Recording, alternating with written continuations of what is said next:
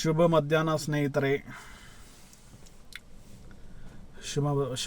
ಶುಭ ಮಧ್ಯಾಹ್ನ 2 ಆಯಿತು. ಎಲ್ಲರೂ ಊಟ ಮಾಡ್ಕೊಂಡಿರಿ ಅಂತ ಭಾವಿಸ್ತಾ ಸಮಯದ ಬಗ್ಗೆ ಮಾತಾಡೋಣ. ಹಾಗೆ ಸುಮ್ಮನೆ ಏನು ವಿಶೇಷತೆ ಇಲ್ಲ, ದೀಪಾವಳಿಯೇ ವಿಶೇಷತೆ. ದೀಪಾವಳಿದಂದು ಸಮಯದ ಕುರಿತು ಮಾತಾಡೋದು. ಓಕೆ, ನಾವು ಕನ್ನಡದಲ್ಲಿ ಒಂದು ಗಾದೆ ಇದೆ, ಸಮಯಕ್ಕೆ ಬಾರದ ಬುದ್ಧಿ 1000 ಇದ್ದರೂ ಲದ್ದಿ. ಏನು ಉಪಯೋಗ? ಈಗ ನೋಡಿ, ಮಾನವ ಒಂದು ಬುದ್ಧಿಜೀವಿ ಅಂತೇಳಿ ಕರೆಸ್ಕೊಳ್ತಾನೆ. ನಮಗೆ ಅರಿವಿದೆ, ತಿಳುವಳಿಕೆ ಇದೆ. ಆದರೂ ಈ ಸಮಾಜದಲ್ಲಿ ಕೊಲೆ, ಸುಲಿಗೆ, ಅಕ್ರಮ, ಅನೀತಿ ಇವೆಲ್ಲ ಇಲ್ಲ ಅಂತ ಹೇಳ್ಬೋದಾ? ಇವೆಲ್ಲ ಇದಾವಲ್ಲ. ಸೊ ಅವ್ರಿಗೆ ಬುದ್ಧಿ ಇಲ್ವಾ? ಬುದ್ಧಿ ಇದೆ. ಬಟ್ ಆ ಸಮಯಕ್ಕೆ ಬಾರದ ಬುದ್ಧಿ ಅವ್ರನ್ನ ದಾರಿ ತಪ್ಪಿಸೋ ಕೆಲಸ ಮಾಡಿಸ್ತು. ಸೊ ಹಂಗೆ ಅದಕ್ಕೆ ಹೇಳೋದು, ಸಮಯಕ್ಕೆ ಬಾರದ ಬುದ್ಧಿ 1000 ಇದ್ದರೂ ಅದು ಲದ್ದಿ ಅಂತ. ಸೊ ಹಾಗೆ ಇನ್ನೊಂದು ಕನ್ನಡದ ಗಾದೆ ಇದೆ, ಸಮಯಕ್ಕಾದ ಹುಲ್ಲು ಕಡ್ಡಿ ಸಹಸ್ರವನ್ನು ಅಂತ. ಎಂಥ ನಮಗೆ ಕಷ್ಟದಲ್ಲಿದ್ದಾಗ ಏನೋ ಹಣದ ಸಹಾಯ ಬೇಕಾಗಿತ್ತು, ಇಲ್ಲ ನಮಗೇನೋ ಮಾರ್ಗದರ್ಶನ ಬೇಕಾಗಿತ್ತು, ಇಲ್ಲ ನಾವು ನಮ್ಮ ಕೆಲಸದಲ್ಲಿ, ದಿನನಿತ್ಯದ ಕೆಲಸದಲ್ಲಿ ನನಗೆ ಫಾರ್ ಎಕ್ಸಾಂಪಲ್ ಯಾವುದೋ ಒಂದು ರೂಲು, ಗೌರ್ಮೆಂಟ್ ರೂಲ್ಸು, ರೆಗ್ಯುಲೇಷನು ಅಥವಾ ಆರ್ಡರ್ ಬೇಕಾಗಿತ್ತು. ಅದು ಈಗ ತಕ್ಷಣವೇ ಬೇಕು. ಇಲ್ಲಕ್ಕಂದ್ರೆ ಅದನ್ನು ನಾನು, ಯಾಕಂದರೆ ಒತ್ತಡದಲ್ಲಿ ಕೆಲಸ ಮಾಡ್ತಾ ಇರ್ತೀವಿ, ಅದನ್ನು ಉಲ್ಲೇಖ ಮಾಡಲಿಲ್ಲ ಅಂದರೆ ಕೆಲವೊಂದು ನಿರ್ಧಾರಗಳ ಅಧಿಕಾರಿಗಳು ತೊಗೊಂಡ್ಬಿಡ್ತಾರೆ. ಸೊ ಇಂಥದ್ದಿದ್ದರಿಂದ ಇಂಥದ್ದನ್ನು ಮಾಡಲಿಕ್ಕೆ ಆಗೋದಿಲ್ಲ, ಮಾಡ್ಬೋದು ಅನ್ನೋ ಒಂದು ಅಭಿಪ್ರಾಯ ನೀಡಲಿಕ್ಕೆ ಅವೆಲ್ಲ ಬೇಕಾಗುತ್ತೆ. ಸೊ ಹಂಗಾಗಿ ಆ ಕೆಲವೊಂದು ಆರ್ಡರ್ ಅಥವಾ ಕೆಲವೊಂದು ಮಾರ್ಗದರ್ಶನ, ಕೆಲವೊಂದು ತಿಳುವಳಿಕೆ ನೀಡುವಂಥ ಸ್ನೇಹಿತರು, ಅದು ಅವರಿಗೆ ಏನು ದೊಡ್ಡ ಸಹಾಯ ಅಲ್ಲ. ಬಟ್ ಅದರಿಂದ ಬಹಳಷ್ಟು ಪರಿಣಾಮ ಬೀರುವಂತಹ ನಮ್ಮ ಕಾರ್ಯ ಚುರುಕಾಗುತ್ತದೆ, ನಾವು ಶಾರ್ಪಾಗಿ ಕೆಲಸ ಮಾಡ್ಬೋದು. ಸೊ ಅದು ಅದರದ್ದು ಅರ್ಥ.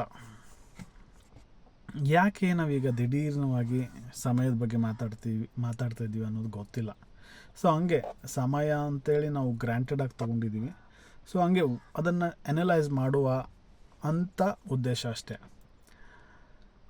ಸಮಯ, ಓಕೆ, ಸಮಯ ಅಂದರೆ ಏನು? ಫಸ್ಟ್ ಆಫ್ ಆಲ್ ಸಮಯದ ಬಗ್ಗೆ ಮಾತಾಡ್ತಾ ಇದ್ದೀವಿ. ವಾಟ್ ಈಸ್ ಸಮಯ? ಸಮಯ ಮೋಸ್ಟ್ಲಿ ನಮ್ಮ ಜೀವನ ಕಾಲ ಅನ್ಬೋದಾ? ಜೀವನ ಕಾಲ ಅಂದರೆ ಹುಟ್ಟು ಮತ್ತು ಸಾವಿನ ಮಧ್ಯೆ ನಾವು ಅನುಭವಿಸಿದ ಪ್ರತಿ ಕ್ಷಣವೂ ಸಮಯನೇ. ಆ ಪ್ರತಿ ಕ್ಷಣ, ಪ್ರತಿ ಗಳಿಗೆ ನಮಗೆ ಭಗವಂತ ನೀಡಿರುವ ಸಂಪತ್ತು ಅಥವಾ ಸಂಪನ್ಮೂಲ. ಅದನ್ನು ನಾವು ಯಾವ ಥರ ಬಳಕೆ ಮಾಡ್ಕೊಳ್ತಾ ಇದ್ದೀವಿ, ಯಾವ ಥರ ಬಳಕೆ ಮಾಡಿಕೊಳ್ಬೇಕು ಅನ್ನೋದ್ರ ಬಗ್ಗೆ ಚರ್ಚೆ ಮಾಡ್ಬೋದಲ್ವ? ಯಾವ ಥರ ಬಳಕೆ ಮಾಡ್ಕೋಬೋದು? ನಾವು ದೇವರಲ್ಲಿ ಪ್ರತಿ ಸತಿ ದೇವಸ್ಥಾನಕ್ಕೆ ಹೋದಾಗ ಕೇಳ್ತಾ ಇರ್ತೀವಿ, ದೇವರೇ ಸುಖ, ನೆಮ್ಮದಿ, ಶಾಂತಿ, ಸಮೃದ್ಧಿಯ ಬದುಕನ್ನು ನೀಡು ಅಂತ. ನಾವು ಈ ಪ್ರತಿ ಕ್ಷಣಗಳನ್ನು ಸುಖ, ಶಾಂತಿ, ನೆಮ್ಮದಿಯಿಂದ ಕಳೆದ್ರೆ ಸಾಕಲ್ವಾ ಅಂತ ನನ್ನ ಭಾವನೆ. ಸೊ ಹಂಗಿದ್ದಾಗ ಪ್ರತಿ ಕ್ಷಣಕ್ಕೂ, ಈಗ ಜೀವನದಲ್ಲಿ ಕಷ್ಟ ಸುಖ ಸಹಜ, ವ್ಯಾಪಾರದಲ್ಲಿ ಲಾಭ ನಷ್ಟ ಸಹಜ.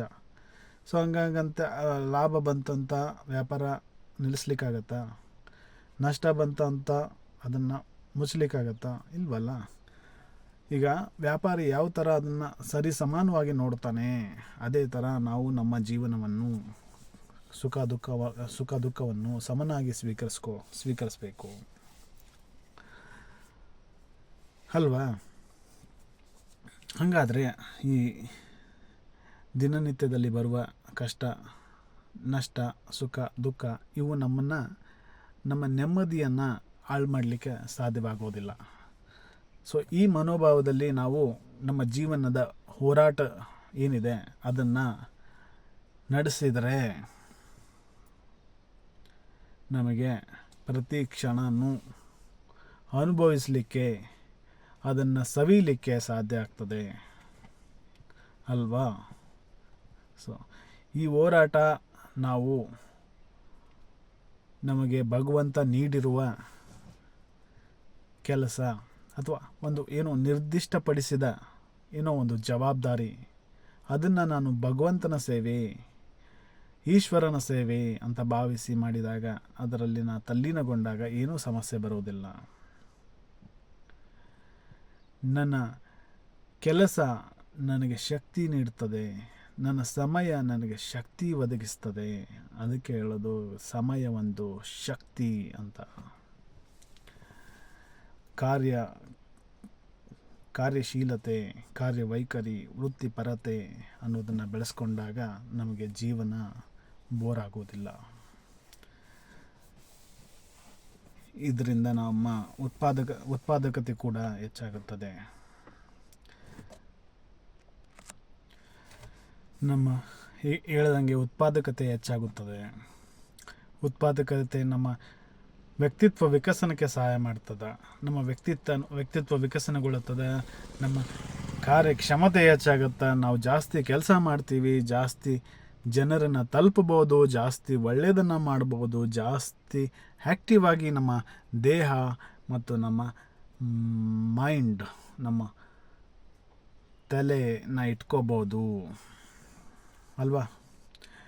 ಇದರಿಂದ ನಮಗೆ ಲಾಭವೂ ಆಗುತ್ತೆ. ಅದಕ್ಕೆ ಅನ್ನೋದು ಸಮಯನ ಕರೆಕ್ಟಾಗಿ ವಿನಿಯೋಗಿಸಿದರೆ ಅದು ನಮಗೆ ಸಮಯ ಮೌಲ್ಯ ಕೂಡ ಹೌದು. ಇವೇ ಸಮಯದ ಗುಣಗಳು ಕೂಡ ಹೌದು. ಅದಕ್ಕೆ ಹೇಳೋದು ಸಮಯ ಒಂದು ಸಂಪನ್ಮೂಲ, ಸಮಯ ಒಂದು ಮೊತ್ತ ಅಥವಾ ಮೌಲ್ಯ, ಅಥವಾ ಸಮಯ ಒಂದು ಶಕ್ತಿ ಅಂತ. ನೀವು ಗಮನಿಸಿ, ಸಮಯ, ನೀವು ಆಫೀಸಲ್ಲಿ ಬ್ಯುಸಿಯಾಗಿದ್ದಾಗ ನಿಮ್ಗೆ ದಿವಸ ಹೋಗಿದ್ದೇ ಗೊತ್ತಾಗೋದಿಲ್ಲ.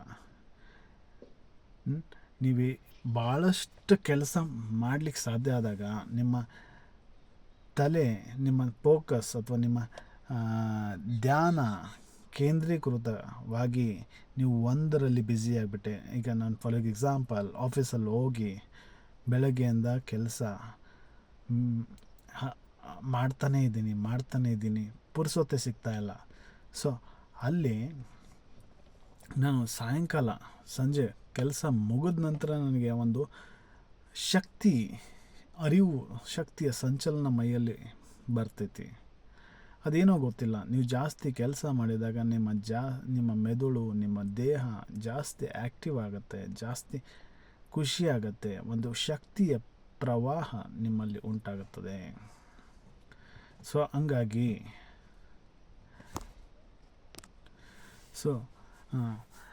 ಅದಕ್ಕೆ ಹೇಳೋದು ಸಮಯ ಒಂದು ಶಕ್ತಿ ಅಂತ. ಸಮಯ ಒಂದು ಶಕ್ತಿ. ಇದೇ ಥರ ಸಮಯ ಒಂದು ಮೌಲ್ಯ ಕೂಡ ಹೌದು. ನನ್ನ ಒಬ್ಬ ಸ್ನೇಹಿತ ಇದ್ದಾನೆ. ಅವನು ಆಂಧ್ರ ಪ್ರದೇಶದಿಂದ ಹುಬ್ಬಳ್ಳಿಯಲ್ಲಿ ಬಂದು ಅವರು ಚಿಕ್ಕಪ್ಪನ ಮನೆಯಲ್ಲಿದ್ದ. ಅವನು 2016ರಲ್ಲಿ ನನಗೆ ಸಿಕ್ಕಿದ್ದ. ನಾನು ಲೈಬ್ರರಿಗೆ ಹೋಗ್ತಿದ್ದೆ, ಅವನು ಲೈಬ್ರರಿಗೆ ಬರ್ತಿದ್ದ. ಸೊ 1 ವರ್ಷ ಕಳೆದಾದ್ಮೇಲೆ ಅವ್ನು ಬೆಂಗಳೂರಿಗೆ ಹೋಗ್ಬಿಟ್ಟ. ಅವ್ನು ಬೆಂಗಳೂರಲ್ಲಿ ಇನ್ನೂವರೆಗೂ ಪ್ರಿಪ್ರೇಷನ್ ಮಾಡ್ತಾಯಿದ್ದಾನೆ. ನೀವು ನಂಬ್ತಿರೋ ಬಿಡ್ತಿರೋ, ಅವನು ಡೆಲ್ಲಿಗೆ ಹೋಗಿದ್ದ, ಹುಬ್ಳಿಯಲ್ಲಿದ್ದ. ಅವನು ಈಗ ಕೂಡ ಪ್ರಿಪ್ರೇಷನ್ ಮಾಡ್ತಾಯಿದ್ದಾನೆ. ಅವನು ಎಲ್ಲಿ ಕೆಲಸ ಮಾಡಲಿಕ್ಕೆ ಹೋಗೋದಿಲ್ಲ, ಅವನ ಮನೆಯಿಂದ ದುಡ್ಡು ಕೂಡ ಹಾಕೋದಿಲ್ಲ. ನಿಮ್ಗೆ ಆಶ್ಚರ್ಯ ಆಗ್ಬೋದಲ್ಲ, ನಿಮ್ಗೆ ಯಾವ ಥರ ಇದು UPSC ಕೋಚಿಂಗು, UPSC ಪ್ರಿಪ್ರೇಷನ್ಗೆ ಜಾಸ್ತಿ ಸಮಯ ಬೇಕು ಮತ್ತು ದುಡ್ಡು ಖರ್ಚಾಗ್ತದೆ ಅಂತ ನಾವು ಅಂದ್ಕೊಂಡಿರ್ತೀವಿ. ಸೊ ಆದರೆ ಅವನೇನು ಮಾಡ್ತಾನಂದರೆ, ಅವನು ಈ PhD ಸ್ಟೂಡೆಂಟ್ಸ್ಗೆ ಥೀಸಸ್ ಎಲ್ಲ ಕೊಡಬೇಕು, ಸಬ್ಮಿಟ್ ಮಾಡಬೇಕು. ಸೊ ಈ PhD ಸ್ಟೂಡೆಂಟ್ಸು ಏನು ಮಾಡ್ತಾರೆ, ಇವನ ಹತ್ರ ಥೀಸಸ್ ಬರೆಸ್ತಾರೆ. ಆ ಥೀಸಸ್ಸು ಇವನ ಹತ್ರ ಬರೆಸಿ ಒಂದು ಥೀಸಸ್ಗೆ ಒಂದು 10,000 ರೂಪಾಯಿನೋ 15,000ನೋ 20,000ನೋ ಅಂಥೇಳಿ ಒಂದು ಫೀಸ್ ಥರ ಕೊಡ್ತಾರೆ. ಈ ಇದಕ್ಕೆ ಅವನು ಉಪಯೋಗಿಸೋ ಸಮಯ ಒಂದು 3 ತಾಸು 4 ತಾಸು, ಒಂದು ಅರ್ಧ ದಿವಸ ಅಂದ್ಕೊಳ್ಳಿ, 6 ತಾಸು. ಸೊ 6 ತಾಸಿನ ಸಮಯಕ್ಕೆ ಅವನ ಬೆಲೆ ಎಷ್ಟು? 10,000. ಸೊ ಈಗ ನಾನು ಕೆಲಸ ಮಾಡ್ತೀನಿ, ನನಗೆ 24 ತಾಸಿಗೆ 2,000ನೋ 3,000 ರೂಪಾಯಿನೋ ಅಂತ ಕೊಡ್ತಾರೆ. ಓಕೆ, ನಮ್ಮ ಜಾಬಲ್ಲಿ. ಸೊ ಅವನಿಗೇನು, ಅವನು ಬರೀ 6 ತಾಸು ಕೊಟ್ಟರೆ ಅವನು ಕೊಟ್ಟು ಅವನ ಬೆಲೆ 6 ತಾಸಿನ ಬೆಲೆ 10,000. ಅದೇ ಥರ ವಿಷನ್ ಅಂತ IAS ಕೋಚಿಂಗ್ ಇನ್ಸ್ಟಿಟ್ಯೂಟ್ ಇದೆ. ಅಲ್ಲೇನು ಮಾಡ್ತಾರೆ, IAS ಮತ್ತು KAS ಸ್ಪರ್ಧಾರ್ಥಿಗಳಿಗೆ ಈ ಪ್ರಿಲಿಮ್ಸು ಮತ್ತು ಮುಖ್ಯ ಪರೀಕ್ಷೆಗೆ ಸಪ್ರೇಟಾಗಿ ತರಬೇತಿ ಕೊಡ್ತಾರೆ. ನೀವು ಪ್ರಿಲಿಮ್ಸ್ ಜಾಯ್ನ್ ಆದರೆ ಪ್ರಿಲಿಮ್ಸ್ ಕೊಡ್ತಾರೆ, ಮೇನ್ಸ್ ಆದರೆ ಮೇನ್ಸ್ ಕೊಡ್ತಾರೆ. ಸೊ ಮೇನ್ಸಲ್ಲಿ ಏನು ಮಾಡ್ತಾರೆ, ಉತ್ತರಗಳನ್ನು ಬರೆಸ್ತಾರೆ. ಉತ್ತರ ಪತ್ರಿಕೆಗಳನ್ನು ಸಿದ್ಧ ಮಾಡಿ, ಮಾಕ್ ಕ್ವಶನ್ ಪೇಪರ್ಸನ್ನು ಸಿದ್ಧ ಮಾಡಿ ಉತ್ತರನ ಬರೆಸ್ತಾರೆ. ಆ ಉತ್ತರಗಳನ್ನು ಇವ್ಯಾಲ್ಯುವೇಷನ್ ಮಾಡ್ತಾರೆ. ಆ ಇವ್ಯಾಲ್ಯುವೇಷನ್ ಯಾರು ಮಾಡ್ತಾರೆ ಅಂದರೆ ಈ ನಮ್ಮ ಸ್ನೇಹಿತ ಕಿಶೋರ್ ಅವರು ಮಾಡ್ತಾರೆ. ಅದರಲ್ಲಿ ಆ ಇವ್ಯಾಲ್ಯುವೇಷನ್ ಯಾವ ಥರ ಇರುತ್ತೆ ಅಂದರೆ ಪರಿಶೀಲನೆ, ಅದರಲ್ಲಿ ಒಳ್ಳೆಯ ಅಂಶಗಳನ್ನು, ಸುಧಾರಣೆ ಮಾಡಿಕೊಳ್ಳುವಂಥ ಅಂಶಗಳನ್ನು ಹೇಳಿ ಅವರು ಅದಕ್ಕೆ ಮಾರ್ಕ್ಸನ್ನು ಕೊಡ್ತಾರೆ. ಈ ಕೆಲಸಕ್ಕೆ ಅವರಿಗೆ ಒಂದು ಆನ್ಸರ್ಗೆ, ಒಂದು ಪೇಪರ್ಗೆ ಒಂದು 600ರಿಂದ 800 ರೂಪಾಯಿ ಕೊಡ್ತಾರೆ. ಸೊ ಒಂದು ಪೇಪರಲ್ಲಿ ಒಂದು 15ರಿಂದ 20 ಕ್ವಶನ್ ಇರ್ತಾವೆ ಅಂದ್ಕೊಳ್ಳಿ, 800 ರೂಪಾಯಿ. ಅವರು ಅದಕ್ಕೆ ವಿನಿಯೋಗಿಸೋ ಸಮಯ 20ರಿಂದ 30 ನಿಮಿಷ ಒಂದು ಪೇಪರ್ಗೆ. ಸೊ ಅವರ ಅರ್ಧ ಗಂಟೆ ಬೆಲೆ 800 ರೂಪಾಯಿ. ಸೊ ಇದೇ ಥರ ಸ್ನೇಹಿತರೆ, ನಮ್ಮ ಸಮಯಕ್ಕೆ ನಮ್ಮ ಕೌಶಲ್ಯವನ್ನು ಬೆಳೆಸ್ಕೊಂಡು ನಮ್ಮ ಸಮಯದ ಮೌಲ್ಯವನ್ನು ಹೆಚ್ಚಿಗೆ ಮಾಡ್ಕೋಬೋದು. ಸೊ ಅದಕ್ಕೆ ಹೇಳೋದು ಸಮಯ ಒಂದು ಮೌಲ್ಯ ಅಂತ. ನಿಮ್ಮ ಸಮಯಕ್ಕೊಂದು ಮೌಲ್ಯ ಇದೆ, ನನ್ನ ಸಮಯಕ್ಕೊಂದು ಮೌಲ್ಯ ಇದೆ, ಬೇರೆ ಮುಖೇಶ್ ಅಂಬಾನಿ ಸಮಯಕ್ಕೊಂದು ಮೌಲ್ಯ ಇದೆ, ಅನಂತ್ ಅದಾನಿಯವರು ಇದೇ ಥರ. ಸೊ ಸಮಯ ಒಂದು ಮೌಲ್ಯ, ಅದನ್ನು ನಾವು ಪ್ರತಿ ದಿನ ಹೆಚ್ಚು ಮಾಡಿಕೊಳ್ಳೋ ಪ್ರಯತ್ನದಲ್ಲಿ ತೊಡಗಿಸ್ಕೋಬೇಕು. ಈ ಸಮಯ ಒಂದು ಮೌಲ್ಯ ಆಯಿತು, ಬಟ್ ಸಮಯ ಅನ್ಲಿಮಿಟೆಡಾ? ಅದಕ್ಕೆ ಹೇಳೋದು ಸ್ನೇಹಿತರೆ, ಸಮಯ ಒಂದು ಸಂಪನ್ಮೂಲ. ಈ ಖನಿಜಗಳಿದ್ದಾವೆ, ಈ ಬಂಗಾರ ಇದೆ, ಈ ಬೆಳ್ಳಿ ಇದೆ, ಇವೆಲ್ಲ ಖನಿಜಗಳಲ್ವಾ, ಇವೆಲ್ಲ ಶಾಶ್ವತವಾಗಿ ಎಷ್ಟು ತೊಗೊಳ್ತೀರಿ ಅಷ್ಟು ಸಿಗುತ್ತಾ? ಪೆಟ್ರೋಲ್ ಒಂದು ದಿವಸ ಖಾಲಿ ಆಗಲ್ವಾ? ಅದೇ ಥರ ಸಮಯನೂ ಸೀಮಿತ, ನಿಯಮಿತವಾಗಿ ದೇವರು ಕೊಟ್ಟಿರುವ ಒಂದು ಸಂಪನ್ಮೂಲ. ಅದು ಮುಗೀತಂದರೆ ಮತ್ತೆ ವಾಪಸ್ ಪಡ್ಕೊಳ್ಳಿಕ್ಕೆ ಸಾಧ್ಯನೇ ಇಲ್ಲ. ಫಾರ್ ಎಕ್ಸಾಂಪಲ್, ನಾಳೆ ಅನ್ನೋದನ್ನು ನಾವು ಮತ್ತೆ ತೊಗೊಂಬರ್ಬೋದಾ? ನಾ ಈ ಕ್ಷಣ ಮಾತಾಡ್ತಾ ಇದ್ದೀನಿ, ಈ ಕ್ಷಣ ವಿಡಿಯೋ ರೆಕಾರ್ಡ್ ಮಾಡ್ತಾಯಿದ್ದೀನಿ, ಈ ಕ್ಷಣ ಮತ್ತೆ ತರ್ಬೋದಾ? ಇಲ್ಲ, ಇದು ಗತಿಸಿ ಹೋಯಿತು. ಸೊ ಹಂಗಾಗಿ ಈ ನಿಗದಿಪಡಿಸಿದ ಸಮಯವನ್ನು ಚೆನ್ನಾಗಿ ಉಪಯೋಗಿಸ್ಕೊಂಡು ನಮ್ಮ ಬಾಳನ್ನು ಬಂಗಾರ ಮಾಡಿಕೊಳ್ಳಬೇಕು. ಒಂದು ಸತಿ time passes, it will never come back. ಅದಕ್ಕೆ ಸ್ನೇಹಿತರೆ, ಈ ಅತಿ ಇಂಪಾರ್ಟೆಂಟ್ ಆಗಿರುವ ಈ ಸಂಪನ್ಮೂಲವನ್ನು ನಾವು ಯಾವ ಥರ ಬಳಕೆ ಮಾಡಿಕೊಳ್ಬೇಕು ನೀವೇ ವಿಚಾರಿಸಿ. ಯಾಕಂದರೆ ಎಲ್ಲನೂ ಸಿಗ್ಬೋದು, ಬಟ್ ಸಮಯ ಮಾತ್ರ ಸಿಗಲಿಕ್ಕೆ ಸಾಧ್ಯನೇ ಇಲ್ಲ. ಅದು ನಮ್ಮ ಜೀವನ ಕಾಲ ನಮಗೆ ಸಿಗಲಿಕ್ಕೆ ಸಾಧ್ಯ ಇಲ್ಲ. ಈ ದಿನ ಹೋಯಿತು, ನಾವು ಸಾವಿಗೆ ಹತ್ರ ಆಗ್ತಾ ಇರ್ತೀವಿ.